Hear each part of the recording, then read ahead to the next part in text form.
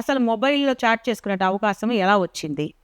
అసలు మొబైల్స్ కొనివ్వద్దు పిల్లలకి, డిగ్రీ వచ్చే వరకు ఆగండి, పేరెంట్స్ మీరు జాగ్రత్తగా ఉండండి, పిల్లలకి మొబైల్స్ ఇవ్వకండి అని నేను నెత్తి నోరం కొట్టుకొని 2 సంవత్సరాల నుంచి మీకు సెల్ ఫోన్స్ గురించి చెప్తూనే ఉన్నా. అయినా సరే పిల్లలకి మొబైల్ ఇచ్చారు. ఆ చాట్ చేసుకున్నది ఏం చాట్ చేసుకున్నారు? వాళ్ళు చాట్ చేసుకున్నారు టీచర్స్, తల్లిదండ్రులు, అమ్మాయి తల్లిదండ్రులు, అబ్బాయి తల్లిదండ్రులు, మేనేజ్మెంట్ కూర్చుని పిల్లలు ఏం తప్పు చేశారు, ఎందుకు చేశారు? నిజంగా ఇంకొక విషయం ఏంటంటే గౌతమి, హన్సిక, రిజ్వాన్ ఇద్దరు కూడా బ్రైట్ స్టూడెంట్లు.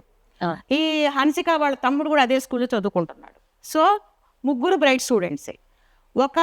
ఒక మెసేజ్ ఇద్దరు పాస్ ఆన్ చేసుకుంటున్నారు, ఏదో మాట్లాడుకుంటున్నారు, అనుమానం వచ్చినప్పుడు మీరు ఆ పేరెంట్స్ని పిలిపించి మీరు కూర్చొని వాళ్ళతో ఒక డిస్కస్ చేసి ఉండాల్సింది. ఏం జరిగింది, ఏం మాట్లాడుకుంటున్నారు, ఇంకోసారి ఇలా చేయమాకండి. అలా చెప్పకుండా డైరెక్ట్గా 10 మందిలో ఆ అబ్బాయిని పట్టుకుని ఇష్టం వచ్చినట్టు తిట్టిపోయడంతో ఆ పిల్లోడు